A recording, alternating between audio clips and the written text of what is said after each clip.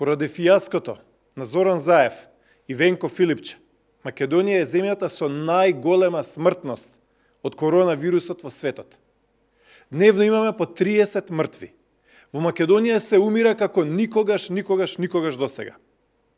Само во Битола имаме 165 мртви. Охрид 151 починато лице.